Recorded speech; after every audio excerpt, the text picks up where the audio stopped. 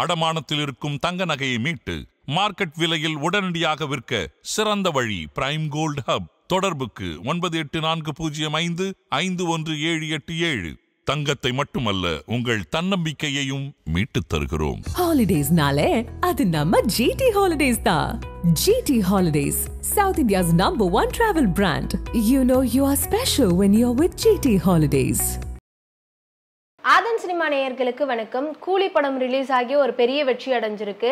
நம்ம ஏற்கனவே பேசியிருந்தோம் 1000 கோடி அடிக்கும் அப்படின்னு. ஆனா இப்ப உலக அளவில் 500 கோடி அடிச்ச சாதனையில மறுபடியும் ரஜினி அவர்கள் தான் 3வது இடத்தையும் பிடிச்சிருக்கிறாரு. ஏற்கனவே 2.0 ஜெயிலர், மறுபடியும் கூலி. நம்ம எதிர்பார்த்தது தான். ஆனா 1000 கோடி அப்படிங்கிற விஷயம் பாசிபிளா அப்படின்றது இன்னும் கேள்விக்குரியாதுன்னு. இன்ன வரைக்கும் 500 கோடி அப்படின்றத நம்ம மென்ஷன் பண்ணி ஆகணும்னு நினைக்கிறேன். ஏன்னா இந்த படம் ரிலீஸ் ஆகி இன்ன வரைக்கும் வெற்றிகரமாக போய்கிட்டு இருக்கு. எனக்கு தெரிஞ்சு அடுத்த பெரிய படம் வர வரைக்கும் இதுதான் இன்னும் விளையாட போகுது அப்படின்றதுல எந்த ஒரு மாற்று கருத்துமே இல்லை. ஸோ அதுக்கப்புறம் வரக்கூடிய படமாக நம்ம மதராசியை பார்க்கலாம். 5ஆம் தேதி களமிறங்க போகிறார் சிவகார்த்திகேயன் அவர்கள். ஸோ அது வரைக்கும் ஒரு ஆளுமையாக இருக்கக்கூடிய இந்த கூலி இது வரைக்கும் 500 கோடியை கிராஸ் பண்ணியிருக்கு அப்படின்றதான் மிகப்பெரிய ஒரு பாசிட்டிவான விஷயம். படம் ரிலீஸ் ஆனதுலேருந்தே பார்த்துக்கிட்டு இருக்கோம். முதல் 4 நாளில் 400 கோடி அப்படின்றது இமாலய ஒரு வசூலாக அவங்க பார்த்துட்டு இருந்தாங்க. அதை பற்றி நிறைய விஷயங்கள் பேசிகிட்டு இருந்தாங்க.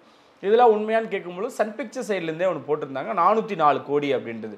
ஆனால் முதல் நாள் அதோட ஒரு கலெக்ஷன் பண்ணிச்சுல 152 நினைக்கிறேன், சம்திங் 151 52. அந்த டார்கெட்டில் அது ஒரு 4 நாள் ட்ராவல் பண்ணிருந்துச்சுன்னா அதோட ஹைப்பே வேறு மாதிரி இருந்திருக்கும். 150ன்னு வச்சுக்கோங்க, சராசரி ஒரு நாளைக்கு 150னா இந்நேரம் 4 நாளில் 600 கோடி வந்திருக்கணும். ஆனால் அவங்க எவ்வளோ ஓப்பனாக இருக்காங்க அப்படின்னா 4 நாளில் 400 கோடி தான் வந்துச்சுன்றதை ஹானஸ்ட்டாக அவங்க போடுறாங்க கலெக்ஷனை பொறுத்த வரைக்கும். ஏன்னா சன் பிக்சர்ஸை அவங்களுக்கு அப்படி அது அவசியமே இல்லை. தப்பான கவுண்ட்டு போடணும், நம்பர் அதிகமாக போடணும் அப்படின்றதே இல்லை. 4 நாளைக்கு 400 கோடி. அதிலே சொன்னாங்க, நிறைய பேர் வடை சொல்கிறாங்க அப்படி இப்படிலாம் சொன்னாங்க. இது எங்கே பாசிபிள் அப்படின்னா படம் ரிலீஸ் ஆகிறதுக்கு முன்னாடியே 4 நாள் ஃபுல் ஹவுஸ்ஃபுல், எல்லா ஷோவுமே புக் பண்ணிட்டாங்க. படத்தோட ரிசல்ட் எப்படி வருதுன்னு யாருக்குமே தெரியாது, ஆனால் எல்லோரும் புக் பண்ணிட்டாங்க. ஸோ அதனாலே இந்த 4 நாளாக 404 கோடின்றது பாசிபிள்னு எல்லாருக்குமே தெரியும். ஸோ அதுக்கப்புறம் என்ன பண்ண போகுது, திங்கக்கிழமையிலேருந்து என்ன பண்ண போகுது அப்படின்ற விஷயம் தான். திங்கக்கிழமையிலேருந்து இன்னைக்கு வரைக்கும் படம் ஒரு ஹைப்பில் ஆகிட்டு இருந்தது இல்லை அந்த புக்கிங்கோ. ஏன்னா இது மறுபடியும் சென்சாருக்கு அனுப்பி யூஏ கேட்கலாம் அப்படின்லாம் கூட அவங்க சைட்லேருந்து நிறைய பிளான் வச்சுருந்தாங்க. ஆனால் அது ரொம்ப டைம் எடுத்துக்கும். கோர்ட்டில் போய் அங்கே இது வாங்கி அது ஒரு சின்ன ப்ராசஸ் கொஞ்சம் எக்ஸ்டெண்ட் ஆகிற மாதிரி இருந்துச்சு. அதனால் விட்டுருங்க, படம் இப்படியே போகட்டும் அப்படின்ற மாதிரி அவங்களோட மனநிலைக்கு வந்துட்டாங்க. அதான் சொல்கிறேன், அந்த 4 நாள் தாண்டி இன்னைக்கு வரைக்கும் படத்தோட அந்த பீக் அப்படின்றது குறைஞ்சி ஒரு சுமாரான ஒரு இதில் ட்ராவல் ஆகிட்டே இருக்குது. அதாவது இந்த யங்ஸ்டர்ஸ் போகிறது, காலேஜ் ஸ்டூடெண்ட்ஸ் போகிறது, ஈவினிங் மேலே போனால் ஃபேமிலி ஆடியன்ஸ் கொஞ்சம் போகிறது அப்படின்றது ஒன்று இருந்துச்சு. ஏன்னா குழந்தைகள் பார்க்க முடியாதுல்ல. இப்போ நாளைக்கு விநாயகர் சதுர்த்தி, நாளையிலேருந்து லீவு, மறுபடியும் இந்த நாளையிலேருந்து அது மறுபடியும் பிக்கப் ஆகி இந்த வீக்கெண்ட் இருக்குது, அதுக்கப்புறம் ஓணம் இருக்குது. ஸோ அந்த 5ஆம் தேதி வரைக்கும் இவங்களோட ஒரு ஆளுமை இன்னொன்று சொன்னோம்ல, அது எங்கே போய் முடியும்னா கிட்டத்தட்ட 600 கோடி அப்படின்றத உறுதிப்படுத்திக்கலாம். இது 1000 கோடி 800 கோடி அப்படிலாம் பேசினாங்க. இது 1000 கோடி இல்லைன்றதையும் நம்ம இந்த இடத்துல பதிவு பண்ணிக்கலாம். 2.0 கலெக்ஷனே இது பீட் பண்ணாது அப்படின்றத இப்போ நம்ம சொல்லலாம். இது 600 to 650 அந்த நம்பர்ஸ்குள்ளே கலெக்ட் பண்ணும். ஆனால் 1000 கோடிக்கு பாசிபிள் ஒருவேளை இருந்திருக்குமோ? இந்த ஃபர்ஸ்ட் டேலேருந்து மிக்சர் ரிவ்யூ வராமல் இருந்திருந்தா 1000 கோடி அப்படிங்கிற விஷயம் பாசிபிள் தானோ? இங்கே ரிவ்யூ பிரச்சனையே இல்லை. அவங்கள பொறுத்த வரைக்கும் நெகட்டிவ் ரிவ்யூ தானே வந்துச்சு. தேட்டரில் நெகட்டிவ் ரிவ்யூ கொடுத்தாங்க, சோசியல் மீடியாக்கள் எழுதினாங்க, படம் டிசாஸ்டர் அப்படின்லாம் சொன்னாங்க. ஆனால் அது 4 நாள் எவ்வளோ கலெக்ட் பண்ணிச்சு? எல்லாருமே அவங்கவுங்க ஊர்களில் கொண்டாடினாங்க. கர்நாடகாவில் பயங்கரமாக கொண்டாடினாங்க, கேரளாவில் கொண்டாடினாங்க. இந்த படத்தை கொண்டாடுறத தவறவே இல்லை. இது எங்கே தப்பு பண்ணாங்க அப்படின்னா அந்த ஏ சர்டிஃபிகேட்டில் தான் கொஞ்சம் பின் வாங்கிருச்சு, அடி வாங்கிருச்சு அப்படின்னு சொல்லலாம். யூஏவாக இருந்ததுன்னா ஆல் சென்ட்ரலையும் ஐயா கில்லின்ற மாதிரி இந்நேரம் அசால்ட்டாக 650 கோடி தாண்டிருக்கு. அப்போ நம்ம நினச்சி பார்த்துருக்கலாம் ஒரு 1000 கோடி அப்படின்றத நினச்சா பார்த்துக்கலாம். கவலைப்படாதீங்க, அதுதான் ஜெயிலர் 2 வருது. ஏன்னா ஜெயிலர் 1க்கு எவ்வளோ ரெஸ்பான்ஸு நம்மளுக்கு தெரியும். இங்கே ஆல் ஓவர் இந்தியாவில் மட்டும் இல்லை, எல்லா இடங்களையுமே நல்ல ரெஸ்பான்ஸ் இருந்துச்சு. நீங்கள் நினைக்கலாம் இவ்வளோ நாளாக கூலி கத்திட்டு இருந்தீங்க, அதுக்கப்புறம் ஜெயிலர் 2 வாடா உங்களுக்கு. ஜெயிலர் 2 பண்ணியிருக்குன்ற அந்த சாதனையை அது பண்ணியிருக்கு. யாருமே எதிர்பார்க்காத நேரத்தில் நெல்சன் இயக்குறாரு ஒரு அழகான ஒரு ஃபேமிலி ஸ்டோரி. அதில் ஒரு மாஸ் வச்சு ஒரு 650 கோடி ஒன்று கிரியேட் பண்ணி உக்காந்தார்ல, எவ்வளோ பெரிய விஷயம். அதை இது ஈக்குவல் பண்ணும் கூலி, அதில் மாற்று கருத்தே இல்லை. அப்போ நீங்கள் பாருங்கள், முதல் இடத்துல 2.0 800 கோடி, அடுத்தது ஜெயிலர் 650 கோடி, அதுக்கு அடுத்தது கூலி 600 to 650க்குள்ளார கலெக்ட் பண்ணும். 3 இடங்களும் தலைவன் தான் சேர் போட்டு உட்காந்துருக்காரு. ஸோ ரொம்ப பெருமையான சாதனையான ஒரு விஷயம்தான். அதனால இந்த கலெக்ஷன் அப்படின்னு வரும்பொழுது ஜெயிலர் 2 அடுத்து இணைஞ்சிரும். 1 2 3 4 இப்போ இந்த 4 படமும் எங்கே இந்த பொசிஷன் அப்படின்றத சண்டை போடுகிறதா விஷயமா இருக்கும். அதனால நெகட்டிவ் ரிவ்யூ இன்ன வரைக்கும் அந்த படத்துக்கு உண்டான விஷயங்களோ ஃபேமிலி போய்கிட்டு இருக்காங்க. ஆனால் ஓரளவுக்கு அப்படியே எப்படி சொல்கிறது ஒரு லெவலாக போயிட்டுருக்கு அப்படின்னு தான் எடுத்துக்கணும். படத்தோட ஓவரால் கலெக்ஷன் எப்படி அவங்க போட தான் போகிறாங்க. அப்போ நம்ம அதை பற்றி நிறைய டிஸ்கஸ் மദ്രാசி படத்தோட ட்ரைலர் லான்ச் ஈவெண்ட் இப்போ ரீசெண்டாக ரொம்ப பிரம்மாண்டமாக நடந்திருந்தது. அனிருத் அவர்கள் பேசினதா இருக்கட்டும், சிவகார்த்திகேயன் பேசினதா இருக்கட்டும், இப்போ சோஷியல் மீடியாவில் செம வைரலாக போய்கிட்டு இருக்கு. அனிருத் வந்து இந்த மாதிரி கூலி படத்தோட ப்ரமோஷனில் அதான் ஆடியோ லான்ச் ஃபங்க்ஷனில் ரஜினி சார் பேசினதுக்கு நானே பர்சனலாக ஃபோன் பண்ணிலாம் விஷ் பண்ணேன் அப்படிங்கிற மாதிரிலாம் சொல்லியிருந்தாரு. அதுக்கப்புறம் ஜனநாயகன் படத்தை பற்றி ஜனநாயகன் சொன்ன உடனே அந்த அதிரமே வந்து அவ்வளோ அதிர்ந்துச்சு.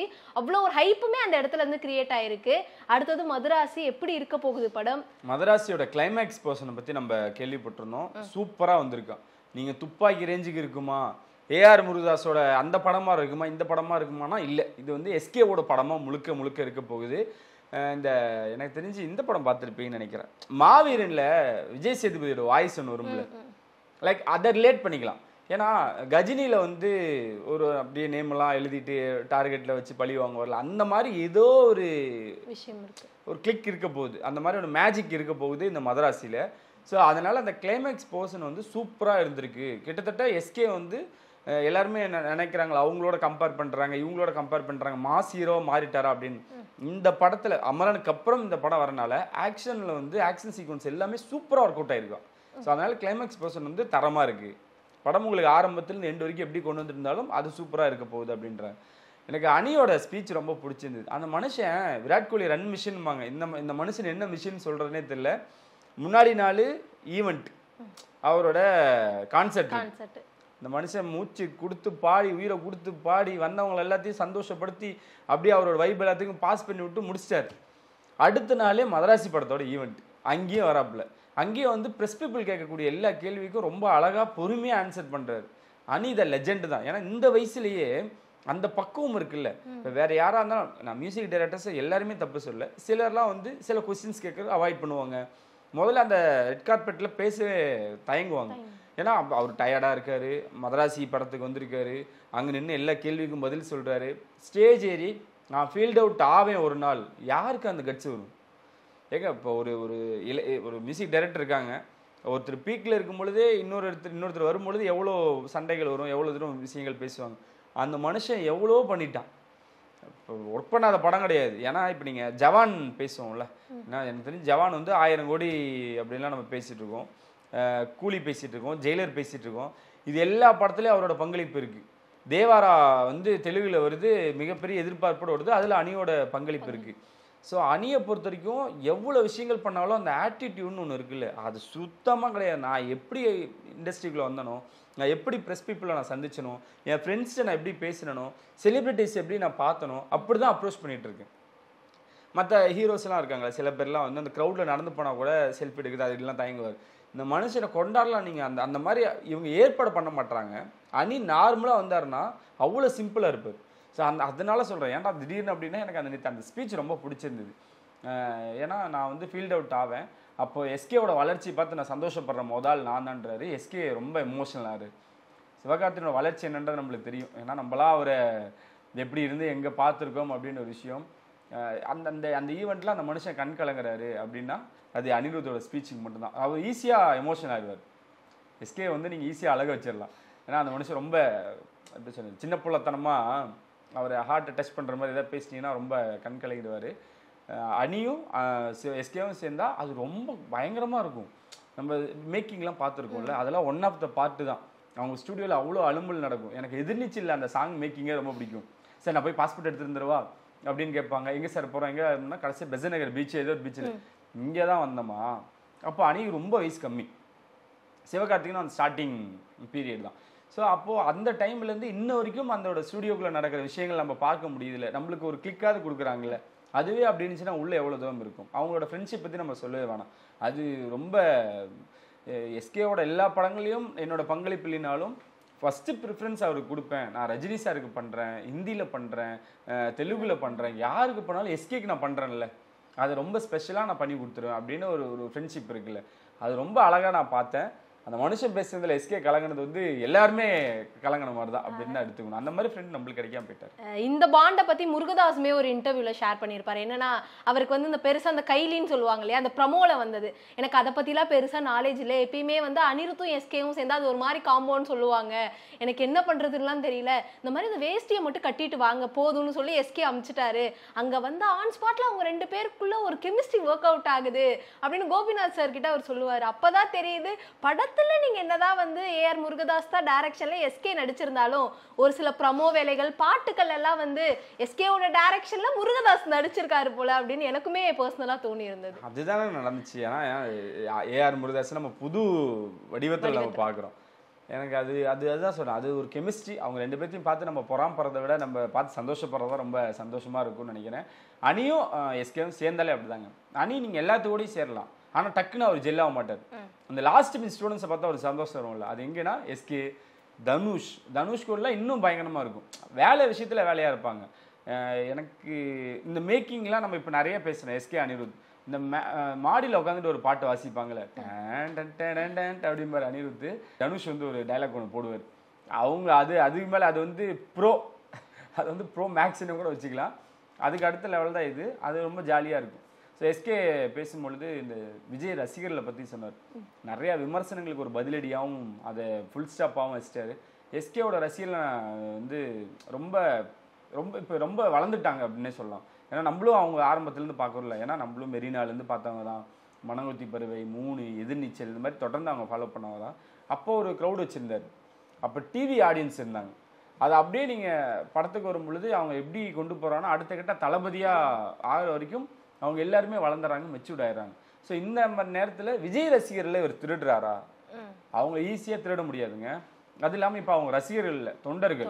இப்போ அவங்களே என்ன சொல்ல ஆரம்பிச்சிட்டாங்கன்னா நாங்கள் ரஜினி அவர்களோட படம் பார்க்குறோம், அஜித் அவர்களோட படம் பார்க்குறோம், யார் படம் வந்தாலும் கொண்டாடுறோம்.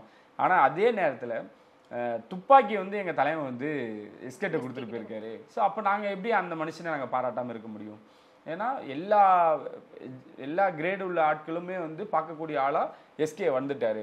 அமரன் ஒரு படம் நடிக்கிறார், மதராசின்னு ஒரு ஆக்ஷன் படம் நடிக்கிறார், அமரன் ஒரு ஆக்ஷன் படம், அப்படியே டக்குன்னு ஃபேமிலிக்கு ஒரு படம் பண்ணுறாரு. எல்லாத்துக்கும் எனர்ஜி ஒன்று பண்ணுறாரு. அவர்கிட்ட ஒரு மேனரிசம் இருக்குது, குட்டி குட்டி விஷயங்கள் இருக்குது. அவர் அப்போது ஃபேமிலி ஹீரோவாக தான் அவர் இருப்பார்.